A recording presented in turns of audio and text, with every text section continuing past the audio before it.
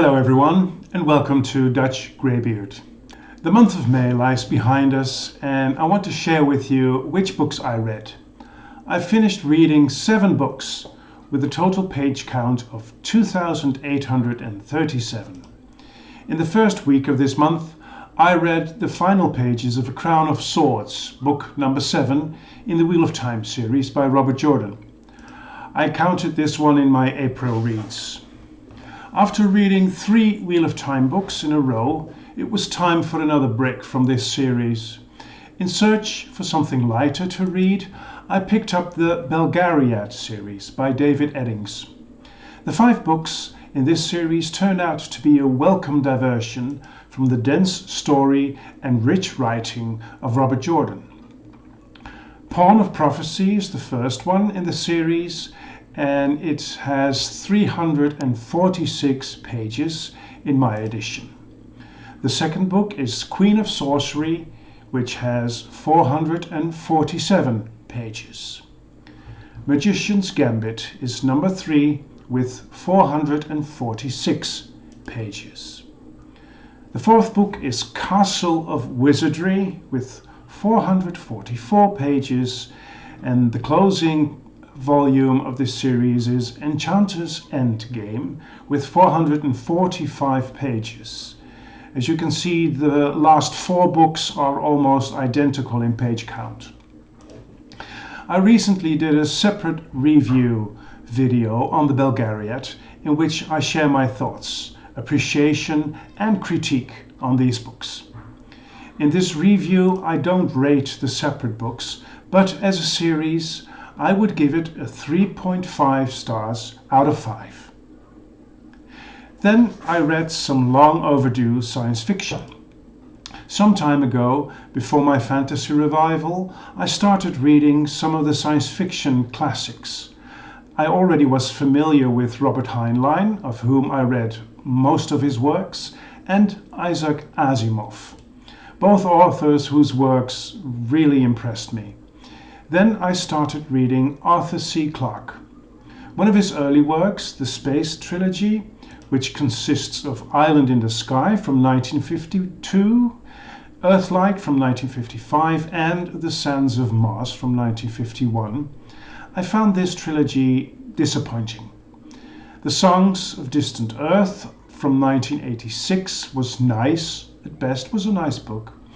And finally, I read his most well-known novel, 2001: A Space Odyssey, from 1968. This last one really impressed me very much, and I most certainly want to read the following parts in this series. Another author that came to my attention was Philip K. Dick. I bought 2 of his works, and in the summer of 2020 I read The Man in the High Castle from 1962. This book didn't do much for me, but after the Belgariad I was in for a short read. It's funny to see that my perception of the length of a book has changed radically since I came back to the fantasy genre. In fantasy, a 400 or even a 500-page book is considered short. So a book of 225 or something pages is a nice small interlude between all the chunkers. So I picked up Ubik. It's from 1969. As with much of the older science fiction, the science part is really outdated. No wonder, because many of these authors were unaware at the time of the whole digitization our world was to go through. But that doesn't really bother me, as long as the fiction is interesting. Ubik is certainly that, interesting. I'm not sure it's good though. The level of surrealism is very high, and there were moments that I wondered why I was reading this.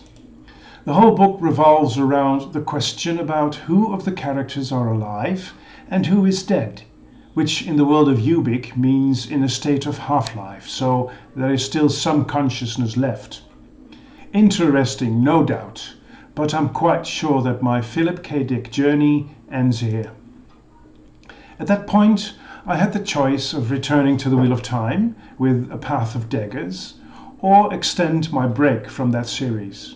I chose the latter, and am now reading the first 3 books of the Rift Wars saga by Raymond E. Feist. I just finished the first of the Magician books, Apprentice, and very much enjoyed it. My edition has 485 pages. It doesn't have that YA feel as the Belgariad has, even though the Magician's apprentice, Puck, is only 13 years old at the start of the story. The writing is also much more mature than that of David Eddings. The chapter where a certain dragon plays the lead role, people who know the book no doubt know what I'm talking about, deeply enthralled me. This is exactly the kind of writing and storytelling I seek within this genre. There's beauty, tenderness, wisdom, purpose, and it introduces some great unknown, which promises to be even more beautiful, tender, and wise further on in the story. I won't go into too much detail here, because I'd rather finish the whole series first. By then, I'll probably do a review on this channel. So, for the month of June, I plan on going back to the Wheel of Time with The Path of Daggers and Winter's Heart. But first I'll finish the Rift Wars saga, of course. We'll see if there is any more time left for other books. I'm very eager to read as many books as possible, of course, but in the end, it's not the quantity that counts, but the quality. Thank you for watching this video, and if you like, please hit the subscribe button. Until we meet again at Dutch Greybeard.